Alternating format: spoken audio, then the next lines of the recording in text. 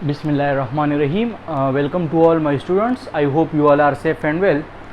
So dear students, आज का हमारा जो लेक्चर है वो है ग्रेड्स ऑफ ऑर्गेनाइजेशन के ऊपर। एनिमल डाइवर्सिटी का कोर्स हम पढ़ रहे थे, उसमें हमने पैटर्न ऑफ ऑर्गेनाइजेशन यानी क्लासिफिकेशन के बारे में जब हम पढ़ रहे थे तो एंशिएंट क्लासिफिकेशन तो बहुत सिंपल था, वो पढ़ चुके। फिर उसके बाद जो मॉडर्न क्लासिफिकेशन था उसको हमने उसके समझने के लिए मैंने आपको कहा था कि पैटर्न ऑफ ऑर्गेनाइजेशन और ग्रेड्स ऑफ ऑर्गेनाइजेशन को पढ़ना लाजमी है।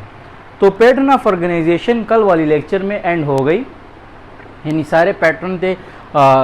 टिश्यू ऑर्गेनाइजेशन था, बॉडी लेयर्स था, सिमेट्री था, ओके।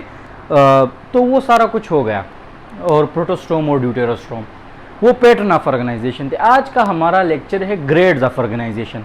तो ग्रेड्स ऑफ ऑर्गेनाइजेशन में हम के प्रोटोप्लाज्मिक ग्रेड ऑफ ऑर्गेनाइजेशन पढ़ेंगे, सेलुलर ग्रेड ऑफ ऑर्गेनाइजेशन पढ़ेंगे, टिश्यू ग्रेड ऑफ ऑर्गेनाइजेशन पढ़ेंगे, tissue to organ grade of organisation and organ to organ system grade of organisation. ये 5 grade of organisation हम पढ़ेंगे। अब ऑर्गेनाइजेशन क्या चीज़ है, आपको पता है कि जिस तरह मेरे बॉडी के अंदर डिफरेंट ऑर्गन्स इकट्ठे होके ऑर्गेनाइज होके एक पार्टिकुलर स्ट्रक्चर मेरा बनाया है और जो पार्टिकुलर फंक्शंस परफॉर्म करते हैं, ओके।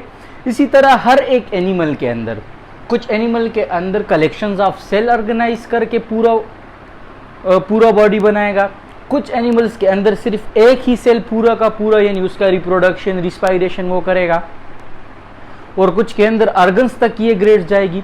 यानी हर एक ग्रेड जब हम पढ़ेंगे, ये ऑर्गेनाइजेशन हम पढ़ेंगे और इसके 5 ग्रेड्स, तो फर्स्ट ग्रेड से जब हम 5th ग्रेड्स पर आएंगे तो फर्स्ट नंबर ग्रेड से दूसरा ग्रेड थोड़ा कॉम्प्लेक्स होगा, दूसरे से फिर तीसरा कॉम्प्लेक्स होगा, तीसरे से फिर चौथा और चौथे से फिर पांचवा। तो 5 ग्रेड्स हम पढ़ेंगे, okay. The first one grade is protoplasmic grade of organisation. This is the simplest one, okay. अब प्रोटोप्लाज्म आपको साइटोप्लाज्म की तरह, प्रोटोप्लाज्म हम बोलते हैं किसी भी सेल के अंदर उसका वो जो साइटोप्लाज्म है उसको हम प्रोटोप्लाज्म भी बोलते हैं, ओके। यानी न्यूक्लियस और साइटोप्लाज्म को इकट्ठे हम प्रोटोप्लाज्म बोलते हैं।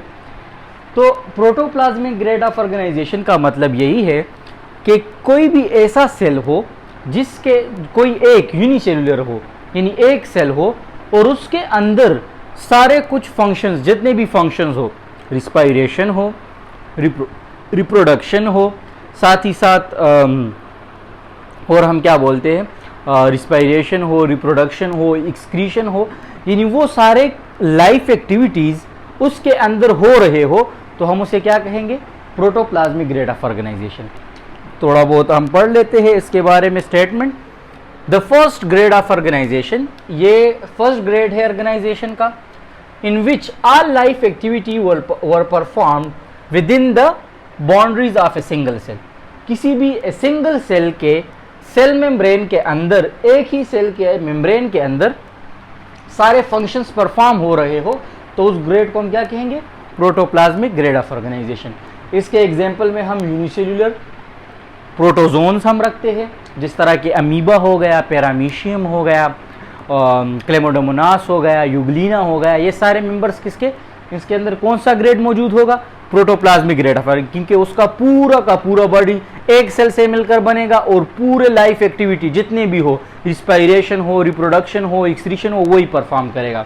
यहाँ पर मैं एग्जाम्पल बना लेता हूँ आपके लिए थोड़ा बहुत। ये एक अमीबा का डायग्राम हो गया, ओके। उस तरह मेरा डायग्राम तो इतना अच्छा नहीं है, लेकिन ये अमीबा का डायग्राम हो गया। दरमियान में न्यूक्लियस है, एक ही सेल है, पूरा का पूरा ऑर्गेनिज्म बना हुआ है। इसके अंदर, इस सेल के अंदर रिस्पायरेशन भी होती है, रिप्रोडक्शन भी होती है, एक्सक्रीशन भी होती है, यानी सारे वो एक्टिविटीज़ जो लाइफ सस्टेनेबल हो वो इस मेम्ब्रेन के अंदर होती है। तो उसको हम क्या कहेंगे, ऐसे ग्रेड्स को, प्रोटोप्लाज्मिक ग्रेड ऑफ ऑर्गेनाइजेशन। यहाँ पर एक दूसरा वर्ड हम यूज़ करते हैं, सिंपल ग्रेड। ये एक सिंपल, लेकिन ये इतना सिंपल भी नहीं है, ये एक सेल है तो इस वजह से हम सिंपल, यानी पूरा का पूरा बॉडी एक ही सेल से मिलकर बना है तो इसको हम सिंपल बोलते हैं। लेकिन इसके अंदर बहुत कम्प्लेक्सिटी भी मौजूद है। जब हम प्रोटोजोन पढ़ेंगे ना इसके बाद लेक्चर में, बहुत कम्प्लेक्सिटी भी मौजूद है। अगर फर्ज करें यहाँ पर मेरे पास एक मल्टी सेलुलर सोशल एनिमल यानी ह्यूमन है, उसके अंदर मिलियंस ऑफ सेल प्रेजेंट होते हैं, यानी मेरे अंदर मिलियंस ऑफ सेल मौजूद है। अगर इसका हम एक न्यूरॉन सेल यानी ब्रेन सेल ले ले, ब्रेन सेल, ओके, एक सेल ले ले, तो वो तो सिंपल है ना। इसी तरह यहां पर मैं बना लेता हूं कुछ इस तरह का, ओके, ये इसका न्यूक्लियस हो गया,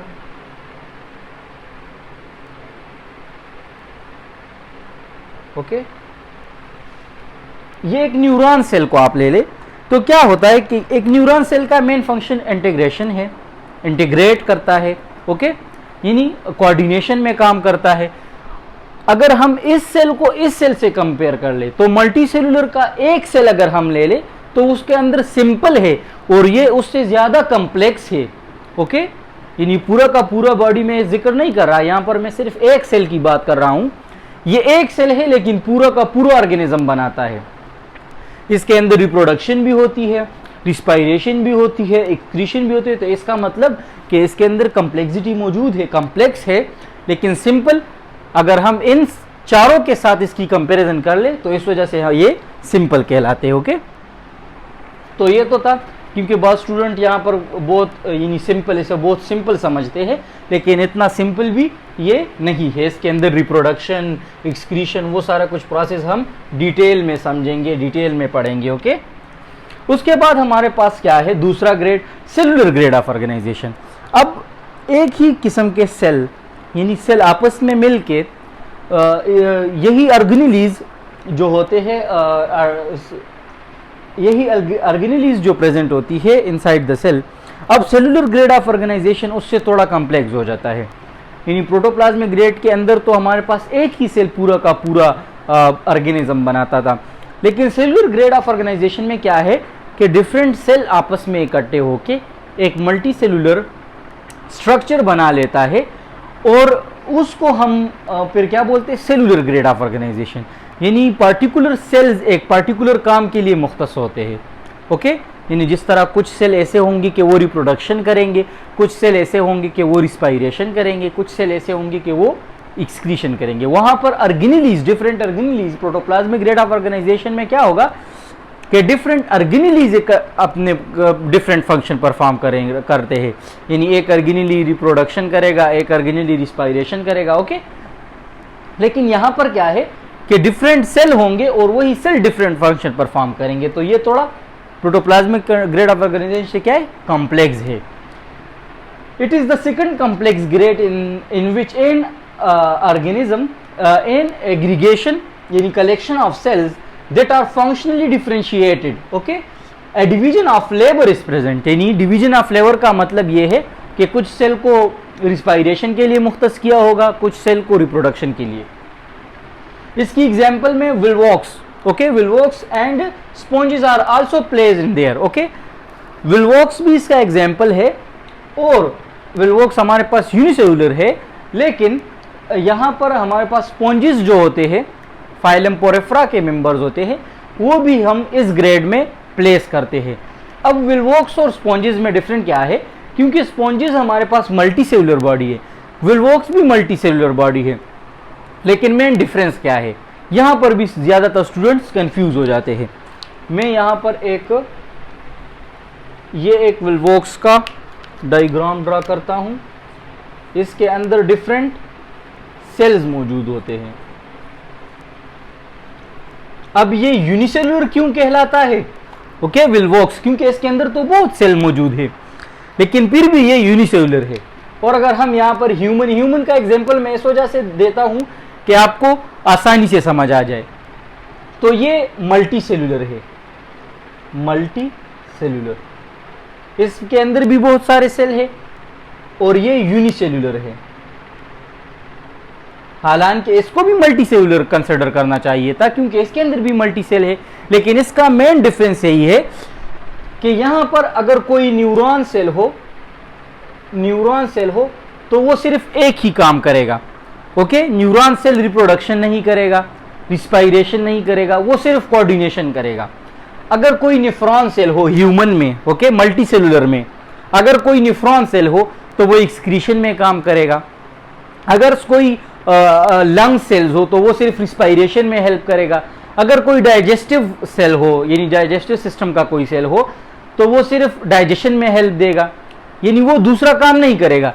लेकिन यहाँ पर विल्वोक्स में क्या है कि हर एक सेल में ये कैपेबिलिटी भी होती है। इसके अंदर तो लेबर ऑफ डिवीजन मौजूद है, यानी कुछ सेल रिप्रोडक्शन करेंगे, कुछ सेल एक्सक्रीशन करेंगे, लेकिन इसके बावजूद भी हर एक सेल में, अगर ये सेल आप ले ले तो इसके अंदर, अगर इसको बाहर कर ले तो इसके अंदर इसमें के अंदर ये कैपेबिलिटी होती है, ये एबिलिटी होती है कि ये रिप्रोडक्शन भी कर ले, ये रिस्पायरेशन भी कर ले। ओके, तो इस सेल का क्या है, मुशाबहत किस चीज से है?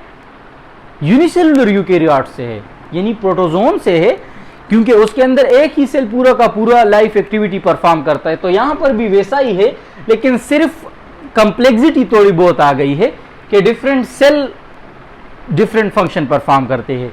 तो इस सेल के अंदर भी रिप्रोडक्शन भी होगा, रिस्पायरेशन भी होगा, और यहां पर ऐसा बात नहीं है।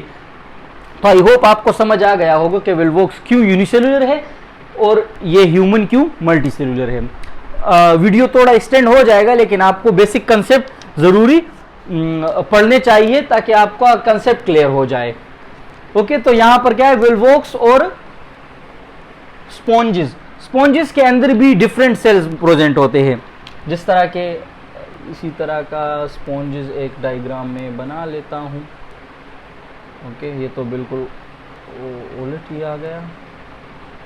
इस तरह का स्पॉन्जेस होता है एक एनिमल जिसका डायग्राम कुछ इस तरह होता है। ये दूसरा वाला मिटा देता हूँ, ये बहुत गलत आ गया। ओके, तो इसके अंदर भी कुछ सेल ऐसे होते हैं कि वो क्वानोसाइट्स बनाते हैं, कुछ स्पॉन्जोसील्स के अंदर प्रेजेंट होते हैं जो कि कैप्चरिंग ऑफ फूड करते हैं। तो डिफरेंट सेल्स होते हैं जो डिफरेंट फंक्शन पर, तो इसको भी प्लेस करते हैं सेलुलर ग्रेड ऑफ ऑर्गेनाइजेशन में। फिर अब सेलुलर के बाद क्या होगा कि डिफरेंट सेल मिलकर क्या बनाएंगे, टिश्यू बनाएंगे। तो cell to tissue grade of organisation थोड़ा और कॉम्प्लेक्स की तरफ चलते हैं। ओके, पहले यूनिसेलुलर था, फिर मल्टी सेलुलरिटी आ गई, यानी सेलुलर भी ज्यादा हो गए।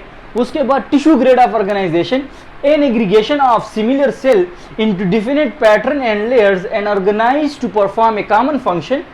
ओके, नाइडेरियन इसका बेस्ट एग्जांपल है। Okay, sponges are considered in grade by some authors, but best example is nerve net in what, in cnidarians. Okay, अब क्या है कि हमारे पास जो टिश्यूज बन जाते हैं, अगर कंप्लेक्सिटी आती है और टिश्यू तक आ गई, यहां पर स्टॉप हो गई, तो वहां पर हम क्या कहेंगे, टिश्यू ग्रेड ऑफ ऑर्गेनाइजेशन। अब इसमें हमारे पास जितने भी सेलिनेट्रेट्स है, फाइलम सेलिनेट्रेट्स, इन्वर्टिब्रेट्स में फाइलम सेलिनेट्रेट्स से, वो सारे के सारे एनिमल्स इस ग्रेड के अंदर प्लेस किए हुए हैं।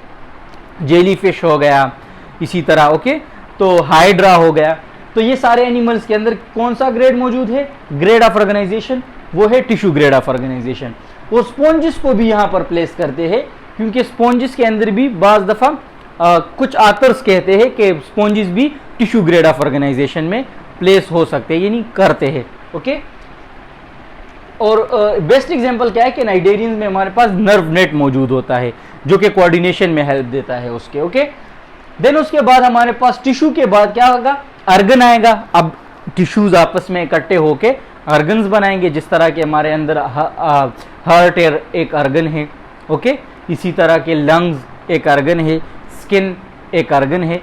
तो जब किसी भी एनिमल के अंदर सिर्फ अर्गन बन जाए, अर्गन सिस्टम नहीं, अर्गन बन जाए, तो उसको हम क्या कहेंगे, tissue to organ grade of organisation. Organs are usually composed of more than one kind of tissue. इसमें 2 या 3 या 4 किस्म के सेल्स आपस में इकट्ठे होकर, टिश्यूज आपस में इकट्ठे होकर अर्गन्स बनाएंगे। जिस तरह के हार्ट में आपको पता है कि मस्कुलर सेल्स भी है।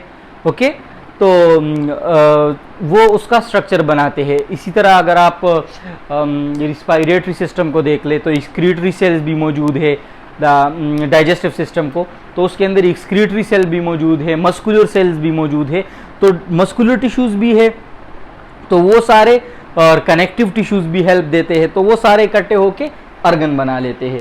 ओके, तो ये organ are usually composed of more than one kind of tissue and have more specialised function than tissues, और इसका मोर स्पेशलाइज्ड फंक्शन होता है। ओके, देन यहाँ पर अब फ्लैट वर्म, फ्लैट वर्म को हम किस ग्रेड में, यानी प्लेटीहेल्मिन्थीस के जितने भी एनिमल्स मेंबर्स है तो उसको हम प्लेस करते हैं कहाँ पर, tissue grade of tissue to organ grade of organisation, यानी अर्गन ग्रेड ऑफ ऑर्गेनाइजेशन में हम उसे प्लेस करते हैं। और इसका best example flat worm that have well developed organ such as eye spots, उसके अंदर आई स्पॉट्स, ये हम डिटेल में पढ़ेंगे फिर जाके फ्लैट वर्म, जब हम प्लेटीहेल्मिन्थीस फाइलम को पढ़ेंगे तो उसमें हम ये समझें कि आई स्पॉट्स क्या है, प्रोबोसिस क्या है, और इसके अंदर रिप्रोडक्टिव ऑर्गन भी वेल डेवलप मौजूद होते हैं। तो इसके अंदर क्या है, अर्गन ग्रेड ऑफ ऑर्गेनाइजेशन है। उसके बाद जो लास्ट वन है जो कि ज्यादातर एनिमल में है, इसके बाद जितने भी एनिमल आते हैं, आर्थ्रोपोड्स आते हैं, उसके साथ साथ कॉर्डेट्स आते हैं, उसके अंदर हम भी आते हैं, फिर एम्फीबियंस, रेप्टाइल्स, बर्ड्स, मैमल्स, वो सारे उसके अंदर क्या है, यही organ to organ system grade of organisation, यानी यही अर्गन आपस में इकट्ठे होके एक सिस्टम बना लेते हैं और उसको हम क्या कहते हैं, organ to organ system grade of organisation. Just like मैं एग्जांपल देता हूं आपको, अपना ही एग्जांपल देता हूं। मेरे अंदर क्या है कि डिफरेंट हर एक ऑर्गेनिज्म के अंदर यानी अर्गन सिस्टम होते हैं, जिस तरह के ये 11 सिस्टम मैंने यहाँ पर लिख लिए हैं, skeletal system, muscular system, reproductive system, excretory system, nervous system, circulatory system, respiratory system, endocrine system, ये क्या है, इंटेगुमेंट्री सिस्टम यानी skin system, digestive system and immune system.